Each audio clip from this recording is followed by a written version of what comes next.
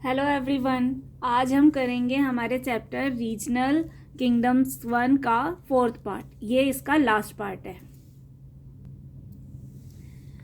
3rd part में हमने चोला kingdom के बारे में पढ़ा था। अब हम देखेंगे कि चोला किंगडम के कल्चरल अचीवमेंट्स कौन कौन से थे।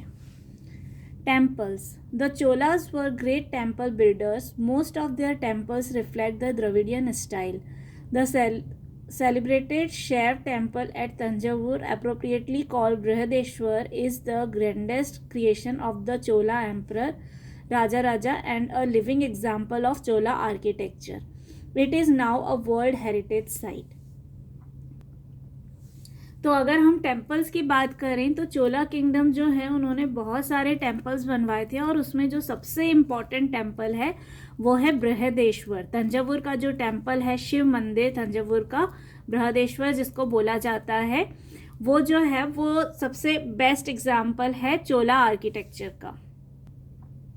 और अभी उसको वर्ल्ड हेरिटेज साइट भी घोषित कर दिया गया है।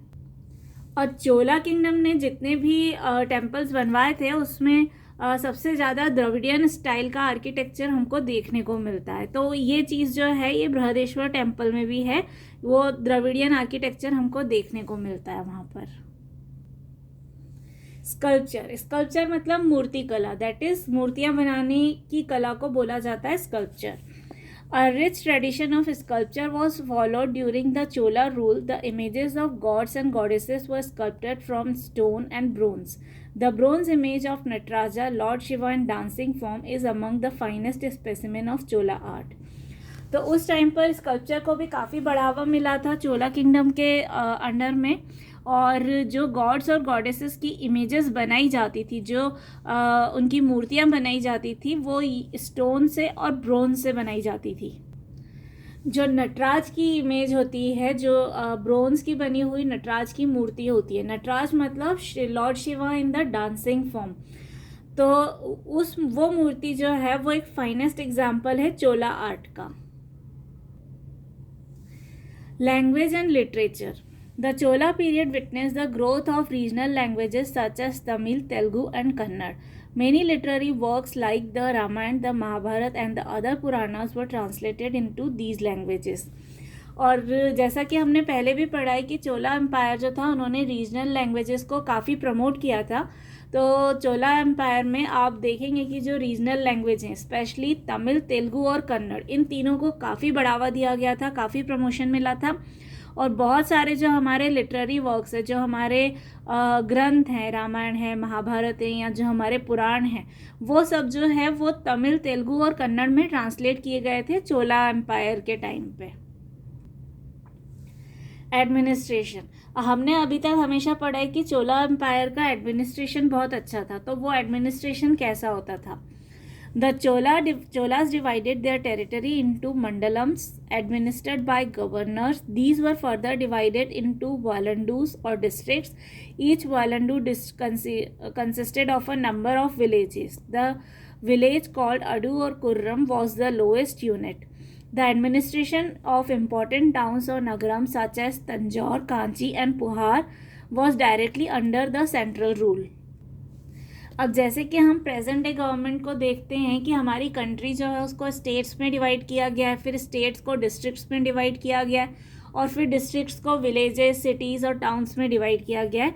तो उसी तरह से चोला किंगडम जो था उन्होंने अपनी टेरिटरी को मंडलम्स में डिवाइड किया था। मंडलम्स मीन्स प्रोविंसेस। प्रोविंसेस मतलब राज्य, जैसे आज हम स्टेट बोलते हैं तो उस तरह से प्रोविंसेस होते थे। मतलब आज के जो स्टेट्स हैं उनसे कंपैरेटिवली छोटे होते थे, लेकिन डिस्ट्रिक्ट से बड़े होते थे।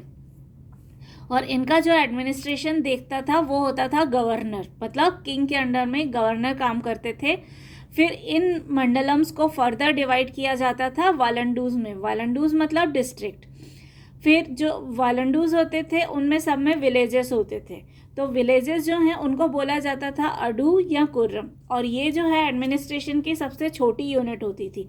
मतलब विलेजेस जो हैं वो मिलकर बनाते थे वालंडूज जो हैं वो सब मिलकर बनाते थे मंडलम्स। और जो एडमिनिस्ट्रेशन था टाउन्स का, मतलब बड़े टाउन्स का, जैसे कि तंजौर है, कांची है, पुहार है, ऐसे जो बड़े टाउन्स का एडमिनिस्ट्रेशन होता था वो सेंट्रल एडमिनिस्ट्रेशन में होता था।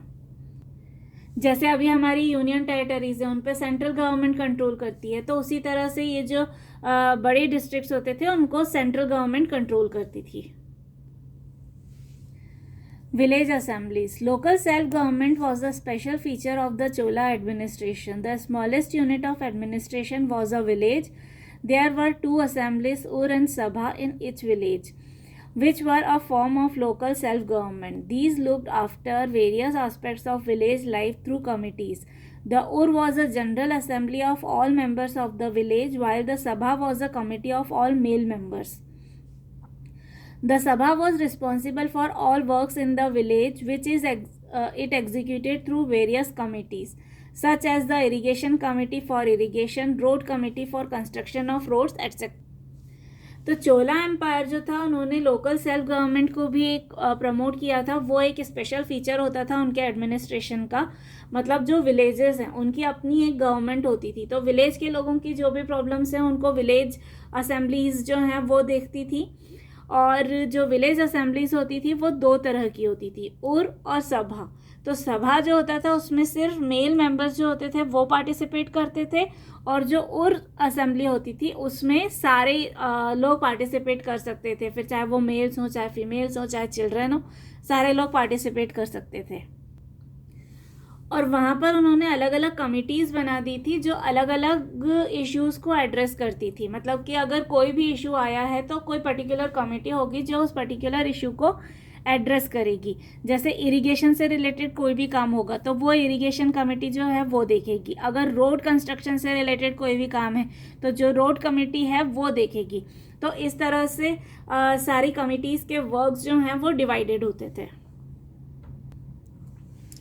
Agrarian expansion of Tamil region. अब तमिल रीजन जो था वहाँ पर एग्रीकल्चर को कैसे प्रमोट किया, उन्होंने कैसे एक्सपांड किया। The Chola kingdom paid attention to agriculture and trade. It brought more areas under cultivation including barren and forest land and dug canals and ponds in order to provide irrigation facilities. तो जो चोला kingdom था उन्होंने attention दिया था agriculture और trade दोनों को। उन्होंने कोशिश की कि ज़्यादा लैंड जो है वो एग्रीकल्चर के लिए यूज़ हो। तो जो बंजर ज़मीन होती थी, जो बैरन लैंड होती थी, उसको उन्होंने कल्टीवेट करने की कोशिश की। और जो फॉरेस्ट लैंड थी तो फॉरेस्ट के ट्रीज़ को काट के उसको भी उन्होंने एग्रीकल्चरल लैंड में कन्वर्ट करने की कोशिश की। उसके अलावा उन्होंने बहुत सारे कैनाल्स और पॉन्ड्स खुदवाए, मतलब तालाब और नहरें खुदवाई, जिससे कि वो इरिगेशन फैसिलिटीज़ को प्रोवाइड कर पाएँ। क्योंकि जब तक इरिगेशन नहीं होगा तब तक एग्रीकल्चर को आप प्रमोट नहीं कर सकते हो, तो इसीलिए इरिगेशन फैसिलिटीज़ को प्रोवाइड करना बहुत ज़्यादा ज़रूरी था। तो इसलिए उन्होंने कैनाल्स और पॉन्ड्स खुदवाए थे। The temples were rich, so their resources were used to set up irrigation projects. Prosperity of the people resulted in a larger population, so more areas were brought under cultivation. Also, effort was made to get more produce from the existing cultivable land. Temple जो थे उस time पर काफ़ी rich होते थे, तो जो उनके रिसोर्सेज थे, मतलब जो टेम्पल के रिसोर्सेज थे, उनको यूज़ किया उन्होंने इरिगेशन प्रोजेक्ट्स के लिए। तो जब वहाँ पर प्रॉस्पेरिटी बढ़ी, लोग रिच होने लगे, तो वहाँ पर फिर और लोग आने लगे और वहाँ पर पॉपुलेशन जो है वो बढ़ने लगी। तो इसलिए फिर कल्टीवेशन के लिए और ज़्यादा एरिया की ज़रूरत थी। तो फिर उन्होंने और कल्टीवेशन, मतलब अपने एग्रीकल्चरल लैंड को और ज़्यादा एक्सपांड किया, और जो एग्जिस्टिंग लैंड थी उसमें से उन्होंने कोशिश की कि प्रोड्यूस जो है वो ज़्यादा हो पाए। जैसे अभी मॉडर्न टेक्नोलॉजीज़ को यूज़ करके हम सेम फील्ड से ज़्यादा प्रोड्यूस ले पाते हैं, उसी तरह से उन्होंने भी कोशिश की थी कि सेम लैंड से उनका प्रोडक्शन जो है वो ज़्यादा हो पाए। With the expansion of agriculture, a boost was provided to crafts and industries. As the population spread out, trade in various commodities spread. An extensive network of trade guilds participated actively in trade, and the merchants too invested a share of their capital in agriculture because spices and other products were in great demand in other countries. तो agriculture को expand किया। तो agriculture को expand करने के बाद उन्होंने फिर नेक्स्ट टारगेट किया क्राफ्ट और इंडस्ट्री को, कि ठीक है एग्रीकल्चर प्रोडक्शन तो हो गया, लेकिन उसको यूज़ करने के लिए, उसको फिर और इम्प्रोवाइज करने के लिए उन्होंने फिर क्राफ्ट और इंडस्ट्रीज़ को प्रमोट किया। तो जैसे जैसे पॉपुलेशन जो है वो स्प्रेड हो रही थी, तो उससे ट्रेड जो है वो भी स्प्रेड हो रहा था, और फिर ट्रेड गिल्ड्स का एक नेटवर्क बना। ट्रेड गिल्ड्स हमने पहले भी पढ़ा है कि जो ट्रेडर्स होते थे, जो क्राफ्ट्समैन होते थे, उन्होंने अपनी अपनी कमिटी बना लेते थे, उसको बोला जाता था ट्रेड गिल्ड्स। तो उन्होंने काफ़ी एक्टिवली पार्टिसिपेट किया ट्रेड को प्रमोट करने के लिए। और जो मर्चेंट्स होते थे, जो ट्रेडर्स होते थे, उन्होंने भी अपनी कैपिटल का कुछ शेयर जो है वो एग्रीकल्चर में इन्वेस्ट किया, क्योंकि एग्रीकल्चर को प्रमोट करने से जब एग्रीकल्चर प्रोडक्शन अच्छा होगा तो उनके ट्रेड को भी बढ़ावा मिलेगा। और दूसरी चीज़, जो वहाँ के स्पाइसेस होते थे, जो साउथ इंडिया के स्पाइसेस होते थे, उनकी डिमांड बहुत ज़्यादा थी दूसरी कंट्रीज़ में। तो अगर वो स्पाइसेस का प्रोडक्शन अच्छा होगा तो उनके ट्रेड को ऑटोमेटिकली प्रमोशन मिलेगा। तो इसलिए उन्होंने अपनी कैपिटल का कुछ शेयर जो है वो एग्रीकल्चर में इन्वेस्ट किया। न्यू फिलोसॉफीज, तो अब उस टाइम रिलीजन में क्या क्या नई फिलोसॉफीज आई चोला पीरियड में, वो हम देखते हैं। Many new religious sects arose in this period. Basava founded the Lingayata worshipping Shivalingam sect in the 12th century. Shankaracharya preached the Advaita God is one philosophy.